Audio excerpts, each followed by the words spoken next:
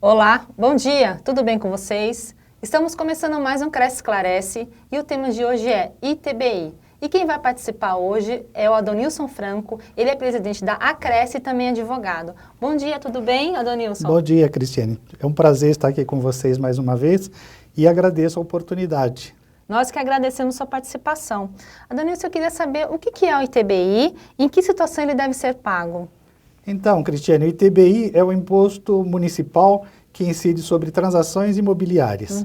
Toda vez que envolver valores ou riqueza econômica numa transação imobiliária, incide o ITBI. Né? Então, isso, por exemplo, uma operação de compra e venda, permuta, dação em pagamento, são operações que, por exemplo, a permuta pode não envolver dinheiro, é uma troca de imóveis, por exemplo, e não envolve dinheiro, mas é onerosa, porque gratuita, não envolveria dinheiro nenhum, seria, por exemplo, uma doação. Isso que aí já é outro imposto, imposto estadual. Tá. Né? A gente vai até retomar esse assunto, a gente vai perguntar especificamente sobre cada situação. E quem que paga? É o comprador ou o vendedor do imóvel? Então, o Código Tributário Nacional diz que pode ser um ou pode ser outro. Tá. Os municípios é que têm competência para estabelecer quem é o contribuinte. No caso do município de São Paulo, por exemplo, e eu acredito que na maioria dos municípios brasileiros,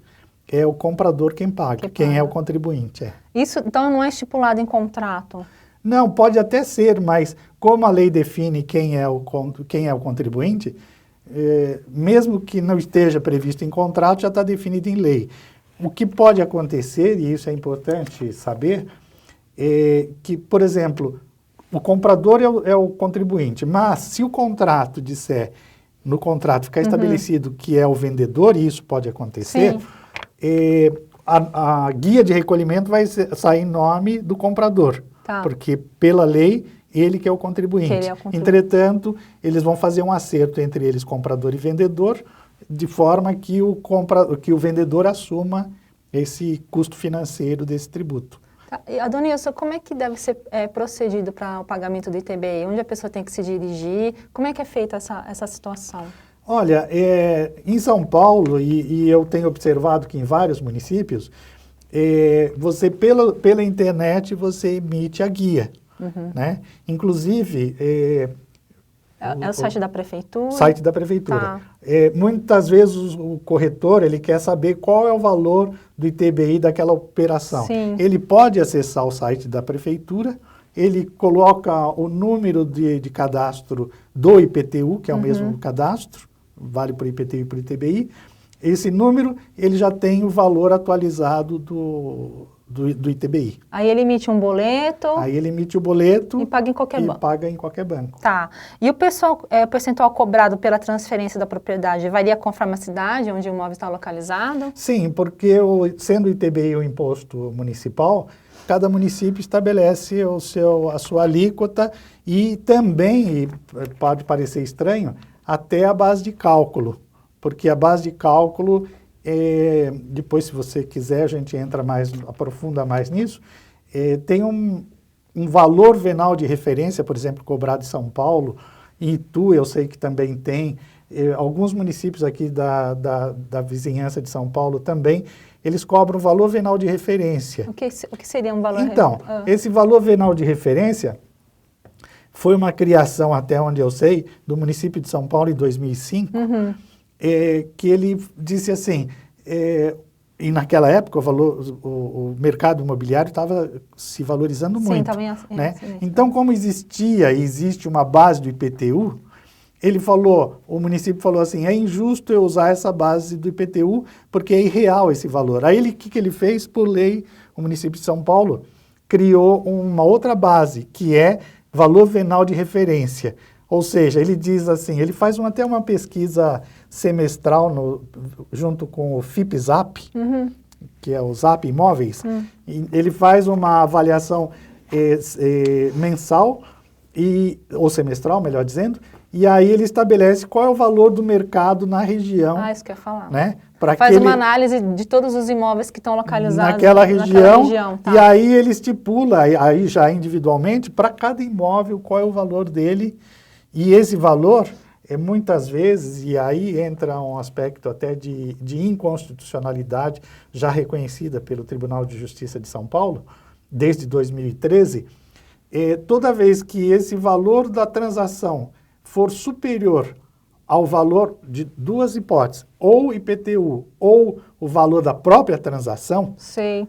toda vez que ele for superior, é discutível no judiciário e se pagar a mais, tem como restituir, buscar de volta isso que foi pago a mais. Isso é um aspecto inconstitucional que você está dando. Inconstitucional. Eu sei, por exemplo, que o Real Parque tem imóveis na região que estão sofrendo esse problema.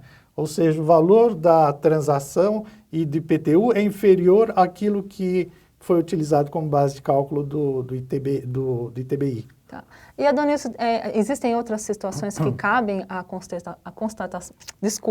contestação do pagamento do ITBI? Olha, existe. Eu queria que você discorresse um pouco mais, porque isso aí é bastante importante. Isso. Eu até deixo à disposição dos telespectadores o meu telefone, 32668592, se eles precisarem, se alguém precisar, para esclarecimento sobre isso. Mas, enfim, existe um outro ponto que é também objeto de contestação judicial, que é o momento do recolhimento do ITBI. Tá? O momento do recolhimento do ITBI é aquele em que se faz o registro da mudança de propriedade. Sei. No registro imobiliário. Tá. É lá. Entretanto, todos os municípios, São Paulo é assim, exigem, no momento que antecede a escritura pública da compra e venda. Tá. Ou seja, um é tabelião, o outro é o registrador do imóvel.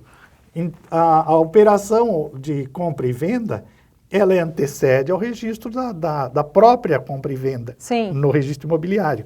Então, os municípios exigem o recolhimento e ainda impõem penalidade para o tabelião se ele não exigir a comprovação do recolhimento do ITBI naquele momento em que vai ser feita a escritura pública de compra e venda. Isso é ilegal. É legal. Né? Agora, é óbvio que entre esse momento da escritura e o momento do registro no imóvel, lá no registro imobiliário, o tempo pode ser pequeno e não justificar nenhuma medida judicial.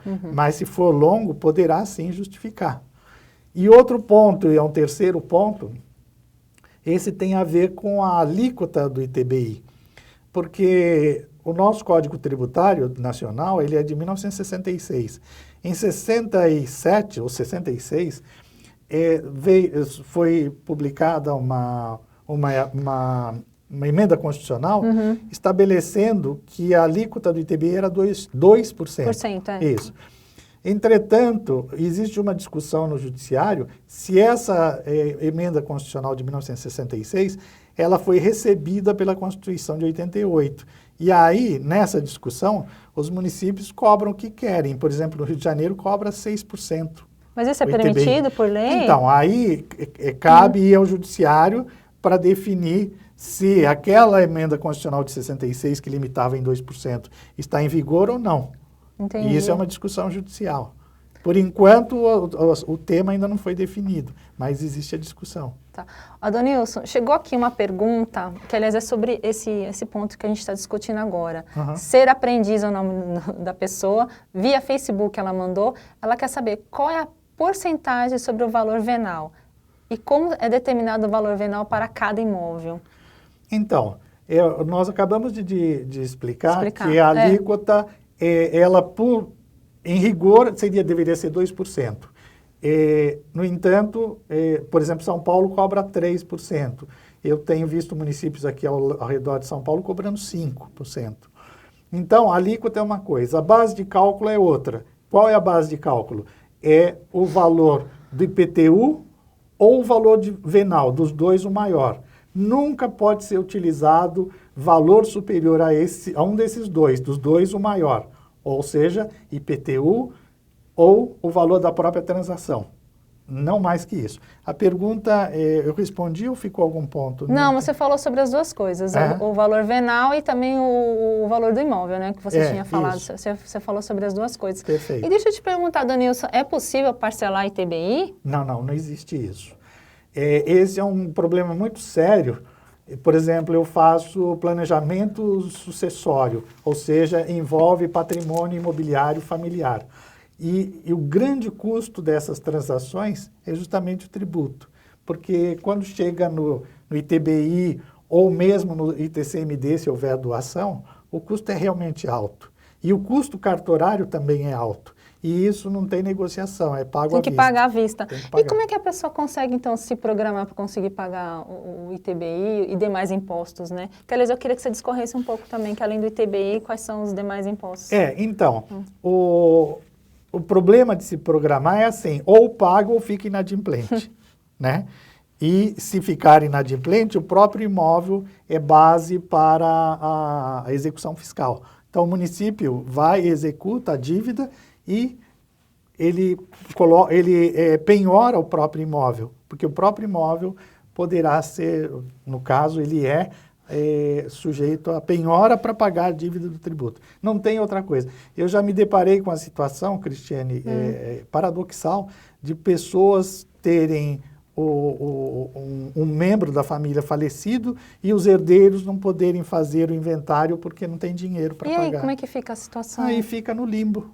Ou seja, não faz nada, não se transfere propriedade, não se vende a propriedade em decorrência disso, seja bens imóveis, seja veículos, seja, enfim, bens móveis, não faz nada, porque não tem o que fazer. E não existe a mínima possibilidade de parcelar, ou, enfim. Eu acredito que deveria haver essa possibilidade, não é? Pois o que você pensa sobre isso? Eu acho que seria um caso a ser estudado pelo legislador, mas realmente eles não... Porque a ideia é assim, o tributo incide sobre uma riqueza. Essa riqueza ou ela está poupada ou ela está sendo consumida, né? Entendi. No caso, é uma riqueza que foi recebida, está em movimento de quem faleceu para o herdeiro. Então, supostamente, é assim que pensa o legislador, se ele está recebendo um patrimônio, ele tem dinheiro para pagar o tributo. E, na verdade, não é isso. Nem sempre isso acontece, né? Adanilson, saindo um pouco fora do ITBI, eu queria saber assim, quais são os outros impostos que envolvem a compra e venda de imóveis? Compra e venda de imóveis é ITBI, porque o IPTU é na sequência quando o adquirente recebe a propriedade, ele vai ter que pagar o IPTU. E também pode existir, do ponto de vista do vendedor, imposto de renda sobre ganho de capital. Tá. Né? Então, eu até esclareço aos telespectadores, por favor, considerem que muitas vezes é possível um planejamento tributário que permite a redução do ganho de capital tributável pelo imposto de renda por parte do vendedor. Um exemplo, já deixo aqui já claro nesse momento, reforma de imóvel. Se o vendedor promoveu reforma do imóvel, ou se trata de condomínio, e o condomínio teve uma reforma substancial, por exemplo, instalação de gerador geradora a gás, ou enfim, a óleo diesel, não importa, isso valoriza o imóvel. Ao valorizar o imóvel, existe a possibilidade de cada condômino, de cada proprietário, imputar esse custo na sua declaração de imposto de renda como custo de aquisição. Então, quando ele vende o imóvel, aquele custo de aquisição que foi majorado por essas reformas, inclusive as próprias que ele mesmo fizer na sua unidade imobiliária, isso reduz o ganho de capital, porque o ganho de capital é a diferença entre o que custou e o que vendeu. Então, tudo que se acrescer ao que custou passa a diminuir esse ganho de capital. Se o telespectador estiver interessado, no meu site da Acresce, eu tenho uma matéria que trata disso, bastante esclarecedora e muito interessante. É www.acresce.org.br. Por favor, não confundir Acresce com Cresce. Acresce de acrescer com SC. Ô, Adonilson, é possível a pessoa que não conseguiu pagar o ITBI, ela transferir o imóvel? Ela pode fazer, mas aí, obviamente, não através de... não promovendo o registro imobiliário, porque o registro imobiliário vai exigir uma escritura pública e a escritura pública tem como pressuposto o pagamento do ITBI. O que pode ocorrer são as partes fazerem aquilo que se chama contrato de gaveta. Tá. Então faz a transação e não paga os impostos, mas também não consegue, muito, né, não consegue fazer o registro imobiliário disso depois. Olha, chegou mais uma pergunta aqui. Aliás, estão chegando várias perguntas, Adonilson. Sim. A segunda pergunta é do Rogério Oliveira, via YouTube. Na verdade, ele está fazendo um comentário. Sim. Bom dia. Aqui em Sorocaba, o primeiro ITBI fica em 1%. No segundo, o imóvel perde o desconto e é pago 2,5%. Se não for pago, tem uma multa de 20% e mais encargos. Se quiser fazer algum comentário. Não, então, cada município tem poder de legislar e de estabelecer os critérios.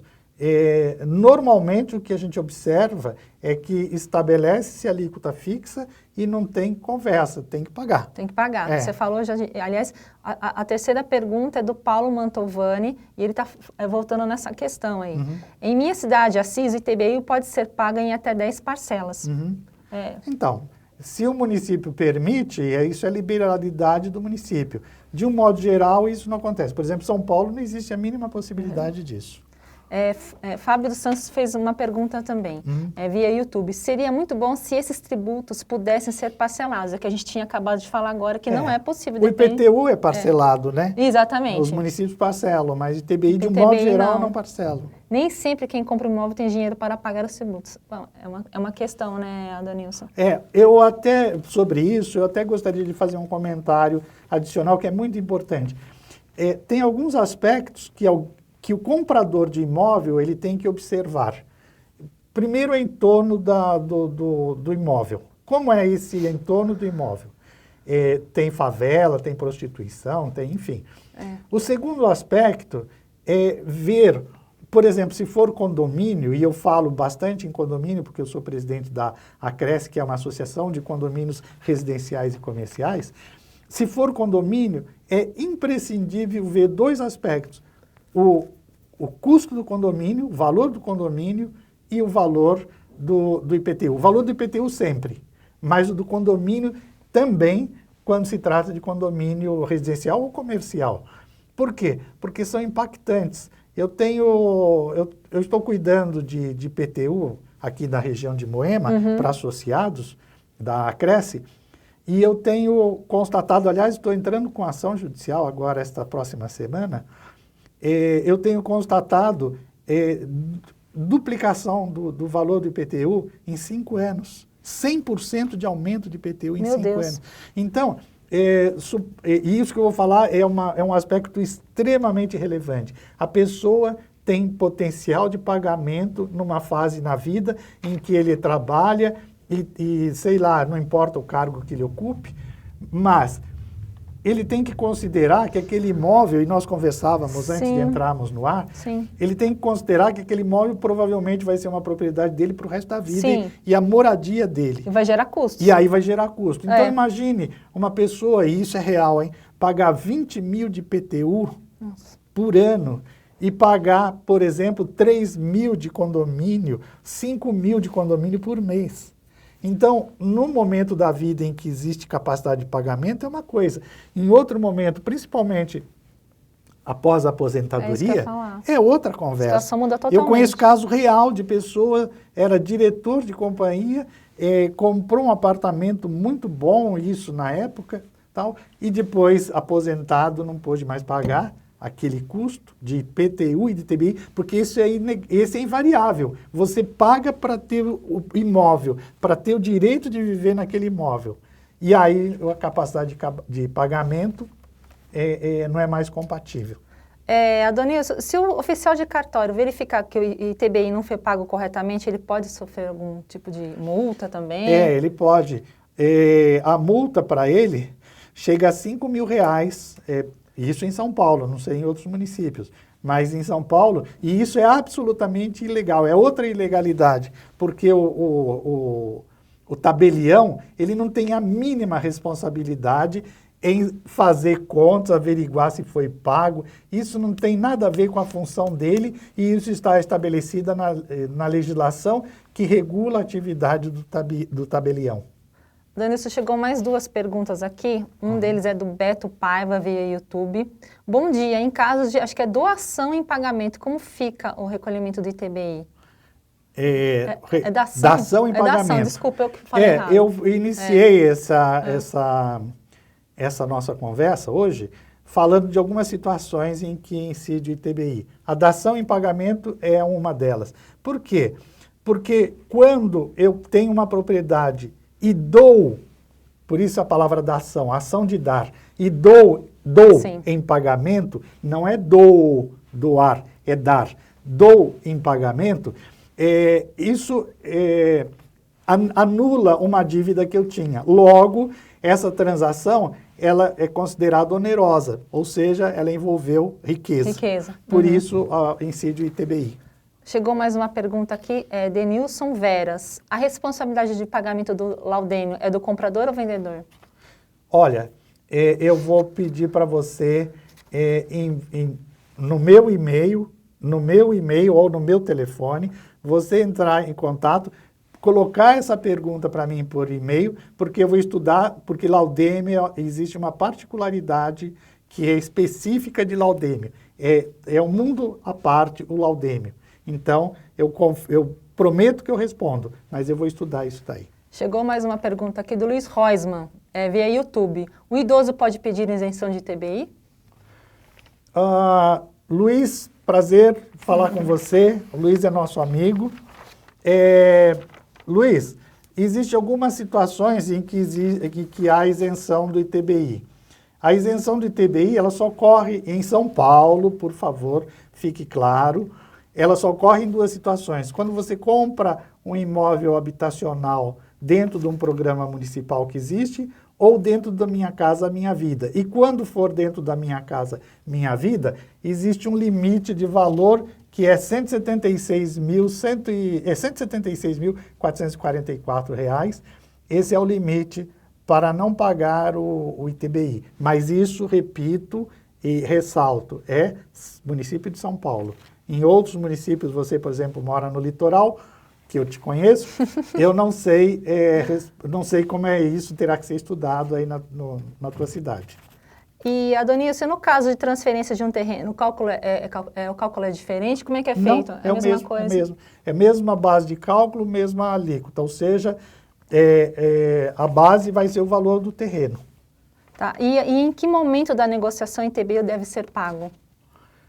O momento da negociação em que deve ser pago, como eu disse no início, deveria ser aquele em que o imóvel é levado a registro, no registro de imóvel. A transação, mudança de propriedade, é levada ao registro de imóvel. Mas, no entanto, as legislações exigem que isso seja feito antes do registro da transação pública no tabelião. Ou, se não tiver tabelião, 10 dias depois. Por exemplo, uma transação particular que não tem escritura pública, 10 dias após a transação. Adonilson, a gente está terminando mais um Cresce Esclarece e eu queria que você desse uma palavrinha final sobre o ITBI aos corretores de imóveis, uma dica, alguma orientação, por gentileza. Então, a minha sugestão é, considerando que em vários municípios do país existe a cobrança do ITBI com base no valor venal de referência, e isto no estado de São Paulo já foi declarado inconstitucional desde 2012. Toda vez que você, corretor, se deparar com uma situação em que isso estiver acontecendo, ou seja, o valor venal de referência é maior do que a base do IPTU ou o valor da transação, você tem direito de discutir, o teu cliente tem o direito, o comprador tem o direito de discutir isso em juízo, e eu garanto 100% de certeza, o teu cliente terá êxito. E você utiliza essa informação como algo, eu diria pós-venda, embora não seja, mas um pós-venda, entre aspas, que não tem programa quinto andar, enfim, esses sistemas disponíveis no mercado que dê essa informação.